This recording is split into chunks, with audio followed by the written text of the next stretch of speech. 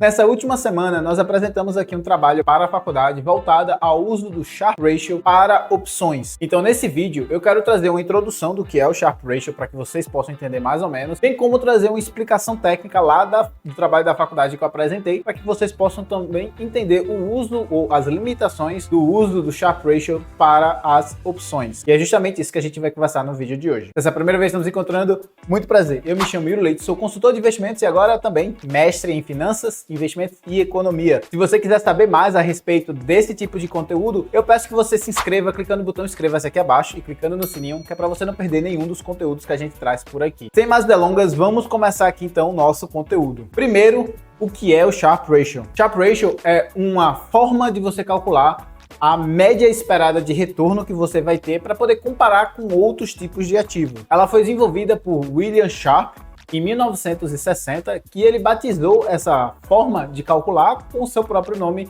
por isso o Sharpe Ratio, que é o ratio do Sharpe. Basicamente, esse cálculo é você pegar a expectativa de retorno que você vai obter no seu portfólio, que você espera receber com aquele portfólio, menos o risk-free rate, né, a taxa livre de risco, e aí a gente considera normalmente o tesouro direto do país, né, pode ser, se você estiver nos Estados Unidos, vai ser a taxa do Tesouro Direto americano, que agora está mais ou menos na casa de uns 4,5%. Aqui no Brasil, que está mais ou menos na casa de uns 12%, se você pegar um pré-fixado. Se você pegar um IPCA, vai ser IPCA mais 6 ponto alguma coisa. Então você faz essa subtração aqui para ver o quanto que você espera receber. Só que aí você divide isso pela volatilidade esperada da carteira. Se você tem um título de longo prazo, por exemplo, do risk-free rate, sua carteira é basicamente, vamos supor, IPCA, em cima aqui vai ficar zero, né, porque você vai subtrair o IPCA, mas vamos supor que não seja. Embaixo, se você pega um título de longo prazo, essa carteira vai variar mais, enquanto que se for um título de curto prazo, ela vai variar menos. E aí, por conta dessa variação, dessa volatilidade, a volatilidade é uma metrificação de risco. Se ela sobe, você está ganhando dinheiro, mas quando ela cai, você está perdendo, e nós somos aversos a perder dinheiro. Então, a gente entende isso como um risco. Apesar de não necessariamente ser um risco, como muita gente do mundo financeiro fala, mas é sim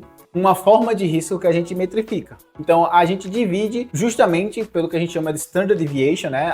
Eu não lembro a palavra em português, me peço desculpas, mas enfim, você divide pela metrificação de risco que você está usando. E aí, essa Standard Deviation, né? Esse sigma que a gente vai dividir, é um cálculo estatístico que você vai pegar a variância e tirar a raiz quadrada da variância, e aí você vai ter o Standard Deviation. E aí essa fórmula aqui é basicamente para ver e poder comparar ativos. Então você pega, por exemplo, um fundo de investimento 1, fundo de investimento 2, como é que você sabe qual que vai gerar maior retorno para você com menor volatilidade de risco ou por menor volatilidade de risco corrida? Você pega o Sharpe Ratio de um, o Sharpe Ratio do outro, e você compara. O que tiver o maior Sharpe Ratio é porque está entregando o maior retorno, considerando uma volatilidade estável, né? Uma volatilidade mínima, que no caso aqui vai ser padrão 1. Então, para cada um de volatilidade, para cada um do Standard Deviation, você vai ter um retorno do Sharpe Ratio X. Se esse X é maior do que o Y, é porque ele está rendendo mais. Então, isso aqui é uma breve introdução para que vocês possam entender um pouco mais do que a gente vai falar mais para frente aqui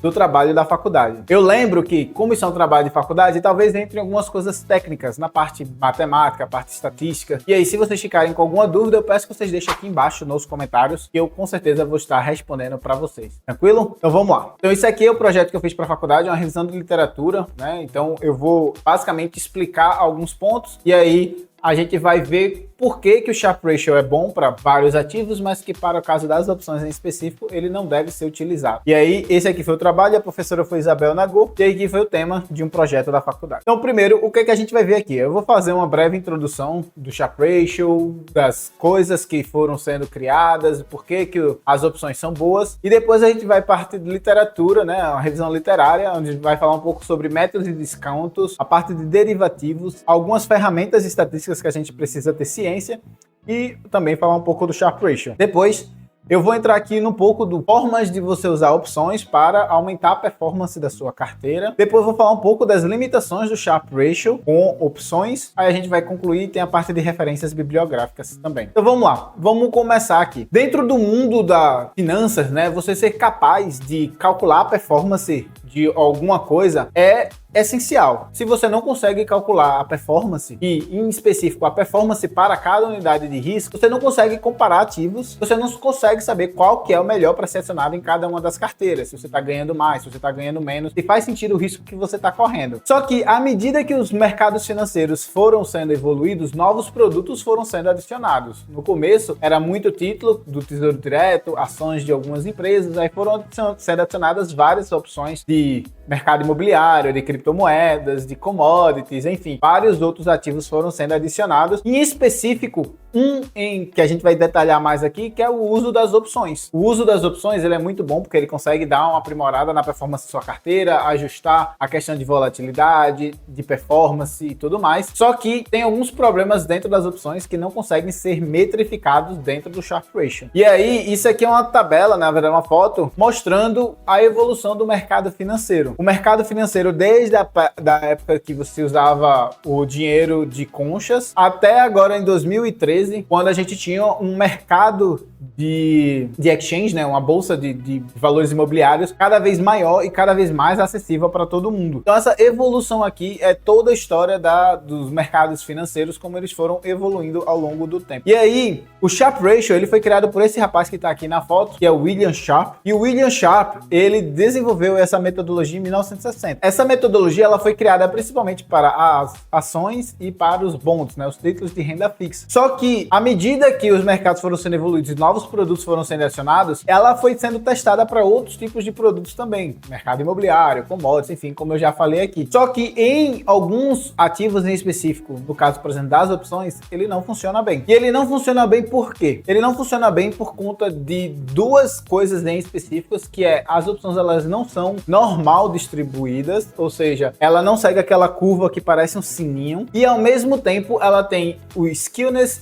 e kurtosis, que basicamente ela consegue estar para a direita se ela tiver uma chance muito grande de ganho, né? Tem mais chance de ganho do que de perda, um prejuízo limitado e um ganho infinito. Ou ela pode estar mais para a esquerda, que é essa daqui de cima, que é chamada de positively skewed, que é quando ela tem mais chance de perda do que de ganho. Só para exemplificar aqui, no lado esquerdo tem justamente o uso de uma long call, né? Que é quando você compra uma call e espera até o tempo de maturidade porque você acha que o ativo vai subir. Perceba que o máximo que você vai perder nesse ativo aqui é de $200. Contudo, se o ativo subir, e ele pode subir infinitamente, você vai ganhando infinitamente. Então, o seu ganho é muito grande e o seu prejuízo é bem limitado. Se fosse vendido nessa call, à medida que esse ativo sobe, a sua chance de ganhar vai tendendo para zero até que vai para menos infinito, você perde muito, enquanto que a sua chance de ganho ela é bem limitada. Por quê? Porque você só ganha se o ativo cair, se o ativo vier para trás. E aí isso faz com que haja essa skewness. Além disso, existe também o caso da kurtosis, que é basicamente a probabilidade de você estar dentro desse sino, que é um pouco mais alto do que a da distribuição normal, como vocês podem ver aqui em roxo, significa que os eventos extremos são mais prováveis de acontecer. E se eles são mais prováveis de acontecer, existe uma volatilidade maior dentro daquela carteira. Lembra que eu disse que o Sharpe Ratio é dividido pela volatilidade? Por conta disso, faz com que a distribuição aqui não fique muito bem ajustada. E aí,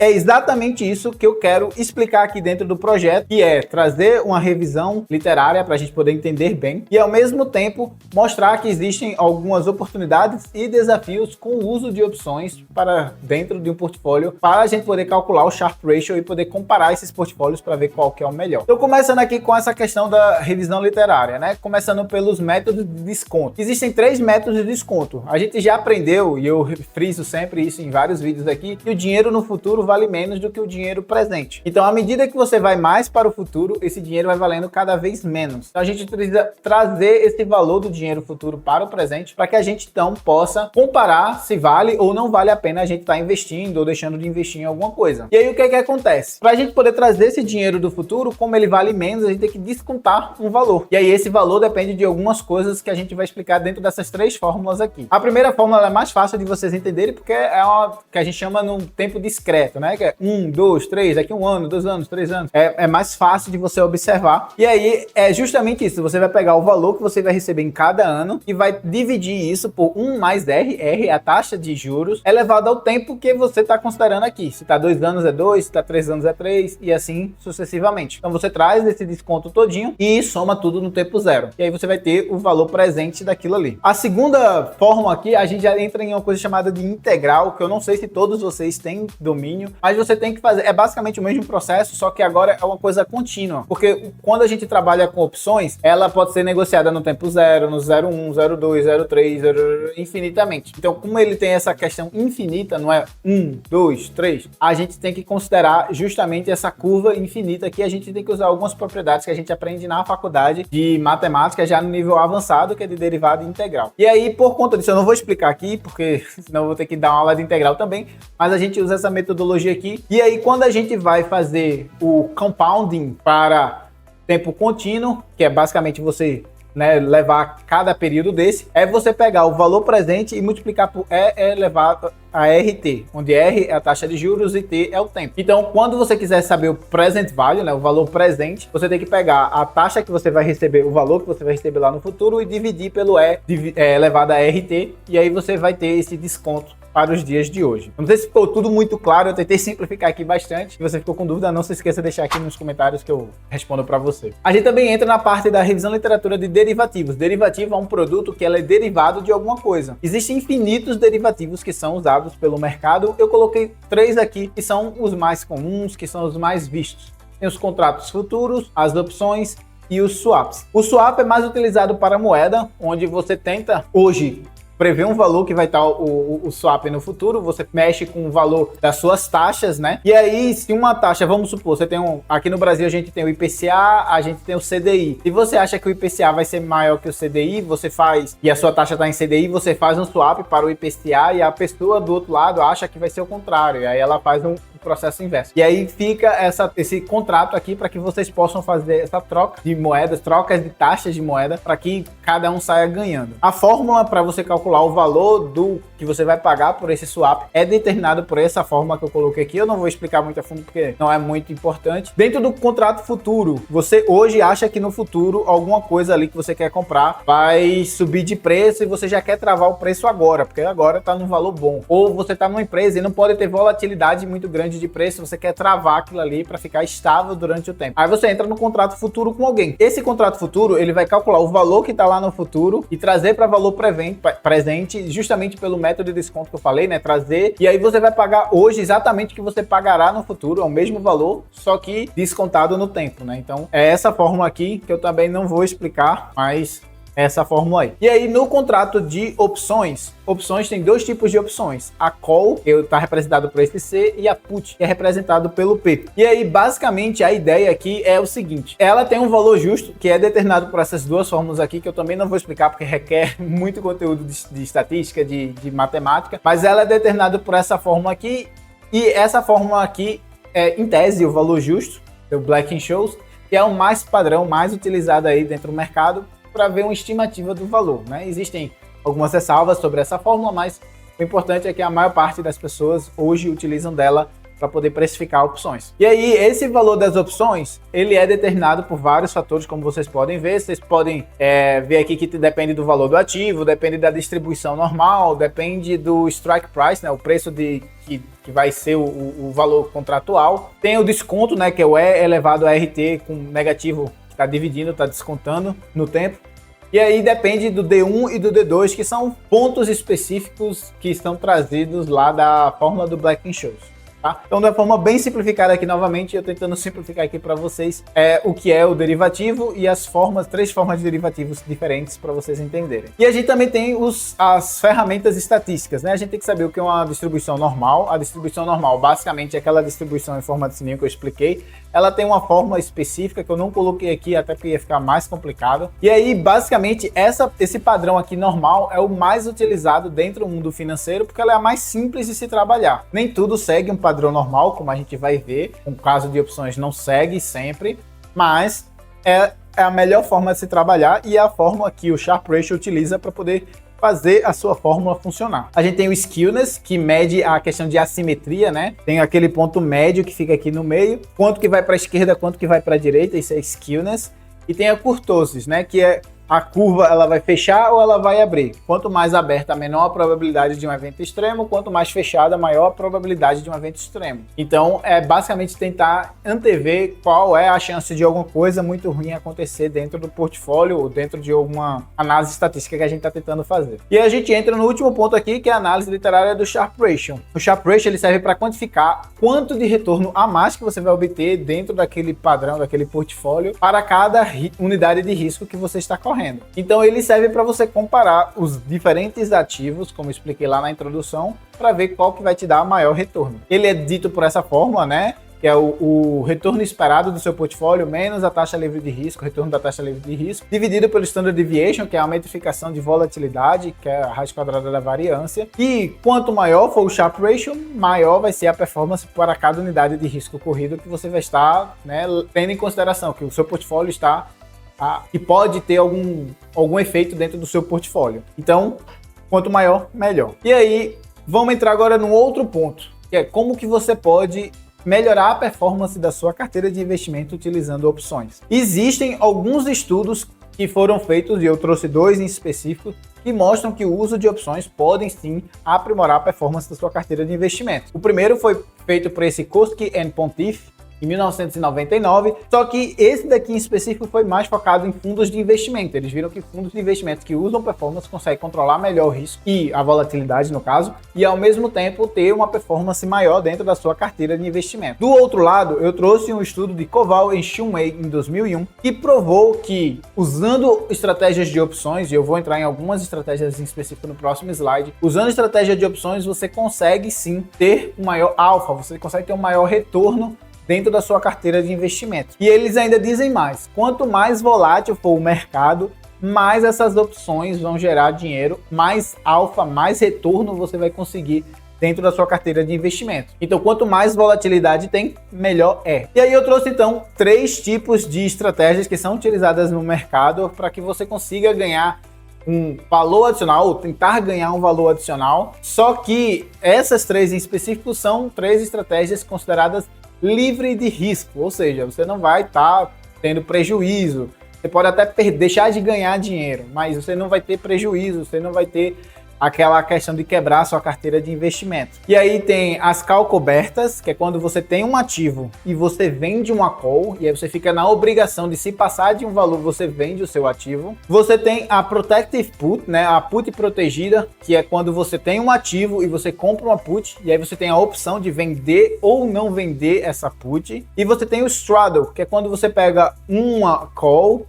que é quando você acredita que o ativo vai subir, e uma put, que é quando você acredita que o ativo vai cair, e você bota ela no mesmo strike price. Então, vamos supor que está em 100. Se ela cair de 100, a put ganha dinheiro. Se ela subir de 100, a put ganha dinheiro. Então, a gente vai ver isso graficamente, tá? Eu vou mostrar para vocês as 3, mas só para você entender que você ganha dinheiro qualquer uma das direções que o mercado for. Você só vai perder dinheiro se o mercado ficar parado. Basicamente, é isso. E aí, vamos aqui então para a questão gráfica, né? A questão gráfica aqui está mostrando para gente, eu peguei lá no site do opções.net, eu fiz uma estratégia aqui só para simular, e perceba que se passar do 120, que é o preço que está aqui em cima, ó, depois do 120 você não ganha mais dinheiro. Ou seja, se passar de 120, você fica estagnado lá, você é obrigado a vender o ativo a 120, então se o ativo subir mais do que isso, você deixou de ganhar, mas você não perde, você ainda vai ganhar dinheiro, mas você deixou de ganhar mais porque o ativo subiu mais do que você vai vender. Se o ativo cair até mais ou menos aqui uns 114, 115, 116, eu não lembro o valor exato, você fica nesse patamar, você está ganhando dinheiro, tá? Você está ganhando o valor que você vai receber. Você vende a call, você recebe um valor que a gente chama de prêmio, você segura esse prêmio, você ganhou dinheiro. Se esse ativo cair aqui para baixo, não importa quanto caia, você ainda vai estar ganhando dinheiro, tá? Apesar de estar mostrando aqui negativo, a estratégia está negativa, mas você vai estar ganhando dinheiro. Como assim? Se você tem um ativo, vamos supor, Vale, e Vale cai 10%, vamos supor, ela estava 70, caiu para 64, caiu 10%. Com essa queda aqui que você teve, você perdeu 6. Só que com isso aqui você vai ter o prêmio. Então você não vai ter perdido 6, você vai ter perdido, vamos supor, 3. Então você vai caindo sempre menos do que se você só tivesse ação. E aí, na estratégia, na consideração matemática, você está ganhando dinheiro, né?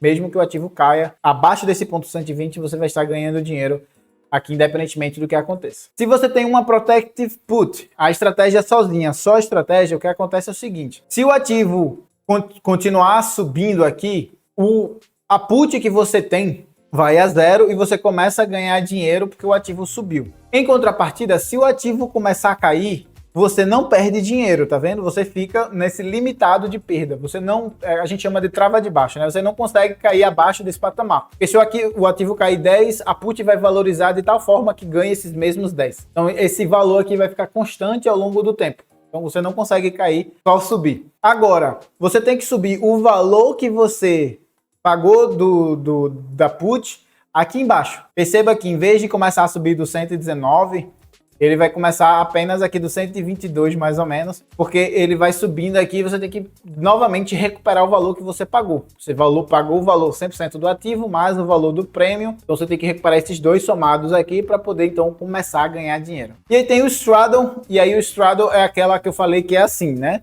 Enquanto você estiver aqui dentro do patamar mais ou menos 115 até mais ou menos 125, você está perdendo dinheiro, porque tem o valor que você paga para comprar uma put e para comprar uma call. Então, enquanto você estiver aqui, você está perdendo dinheiro. Se passar para qualquer um dos lados, seja caindo o ativo ou subindo o ativo, você ganha dinheiro infinito dos dois lados, independentemente de qual deles seja. Beleza? Acho que consegui explicar simplificado também. Se você ficou com alguma dúvida nessa questão dos payoffs, né, da forma de pagamento de cada uma dessas estratégias, deixa aqui embaixo nos comentários, eu respondo vocês também. Mas qual é a interpretação desses payoffs, né? Se você tiver uma put protetiva, você tem um downside, uma queda limitada e um infinite upside, um ganho infinito. O que significa que você está positive skewed, que é basicamente do lado de cá. Se você tem uma distribuição, né, da call coberta e ela ganha conforme o ativo cai, significa que o seu upside ele é limitado no lado direito, você não consegue subir mais do que aquele limite. Lembra que a gente ficou parado, estagnado, tem que vender o ativo a 120, mas a gente tem uma queda infinita aqui que pode acontecer. Significa que ele é negative skewed, e ele é pro lado de cá. E aí o que é que acontece? Não, desculpa, o negative skewed, positive skewed. E aí o que acontece? Se ele é positive skewed, ele tem uma variância dentro da sua média que faz com que ele não siga a distribuição normal. E o straddle, ele se beneficia de movimentos significativos dos dois lados, né? Lembra que se ficar abaixo de 115 ou acima de 125, mais ou menos ali na estratégia, você ganhava dinheiro dos dois lados. E aí você ganhava infinitamente. Enquanto o ativo caiu ou enquanto ele subia, você ia ganhando dinheiro. Isso faz com que eventos extremos sejam mais importantes para o seu portfólio, o que significa que a kurtosis ela é mais alta do que a normal. A normal é aqui, né? A kurtosis desse é lá em cima. O que significa que ele também não segue o padrão de uma distribuição normal. E é justamente isso que seria o problema. Porque o que é que aconteceria se a gente fosse aplicar o Sharpe Ratio, né, a metrificação do Sharpe, dentro desses portfólios? Simplesmente não ia dar bons resultados. Porque existe uma distribuição não normal aqui que a gente vai estar seguindo. E aí, por conta dessa distribuição não normal, a gente não consegue ter um valor justo, um valor correto, um valor preciso. E além disso, tem a questão do skewness e kurtosis que eu expliquei mais cedo para vocês, que faz com que essa distribuição fique menos normal, né? E aí a gente não consiga ter um padrão tão específico assim, tão correto assim, dentro do cálculo que a gente utiliza aqui do Sharpe Ratio. E aí o que é que pode ser para, né, galgar, para poder solucionar esse problema e galgar um resultado melhor, uma performance melhor aí, um resultado melhor da sua metrificação? Bem, a gente pode utilizar métricas alternativas. Eu trouxe duas, existem outras. Tem a Sortino Ratio, que vai basicamente fazer a mesma conta do Sharpe Ratio, né? Pega o retorno esperado menos o retorno da taxa livre de risco e você divide pela Downside Standard Deviation. Perceba que não é só Standard Deviation, é Downside Standard Deviation. O Downside Standard Deviation é a variância de um ponto específico. Você escolhe um ponto e vê os pontos que vão estar abaixo daquilo ali, calcula a variância e depois pega a raiz quadrada disso e você tem a Standard Deviation daquele downside, daquele ponto, downside daquele ponto, abaixo daquele ponto. E você tem o Conditional Value at Risk, que na verdade não é uma metrificação de performance, é uma metrificação de risco. E aí você faz um cálculo complicado que usa integral aqui. Eu não vou me adentrar muito, até porque não faz sentido estar explicando isso mais a fundo aqui para vocês. Mas existe essa forma aqui de você calcular essa variação de risco também. E aí, quais são as conclusões, né? A conclusão é que o Sharpe Ratio, ele de fato é uma excelente forma de metrificar riscos. E sim, faz sentido você analisar e comparar entre ações, entre títulos de renda fixa, entre algumas formas de ativos financeiros que seguem distribuições mais normais. Mas, por exemplo, se o seu portfólio tem opções, se tem criptomoedas, se tem... Nesse momento eu só consigo pensar nessas duas, opções e criptomoedas, que não seguem distribuições normais, o ativo ele não vai performar de acordo com a distribuição normal, o que significa que o Sharpe Ratio não vai te dar um bom resultado. Você não vai conseguir ter uma boa metrificação de risco, de retorno por risco corrido, usando o Sharpe Ratio. Então, isso significa que a gente tem que utilizar outras formas de metrificação, como a gente acabou de falar da Sortino Ratio e também do Conditional Value at Risk, que pode te ajudar a contornar isso e chegar num resultado melhor. Então, pessoal, o que eu tinha para mostrar para vocês no vídeo de hoje era isso, né? Sobre essa questão do Sharpe Ratio. Eu espero que vocês tenham entendido, eu acho que eu consegui explicar bem, mas se você ficou com qualquer dúvida referente a esse tipo de assunto, eu peço que vocês deixem aqui embaixo nos comentários, não hesitem em deixar nos comentários, que eu sempre vou responder vocês aqui à medida que eu ver as perguntas de vocês, tranquilo? Peço para que vocês deixem o seu like aqui, e também se inscreva no canal, a gente está com a meta de chegar a 2.000 inscritos até o final de 2024, faltam apenas 6 meses, uma meta ousada, mas para isso eu conto com a sua ajuda de se inscrever aqui no canal, clicar no botão do sininho para poder acompanhar melhor aqui os nossos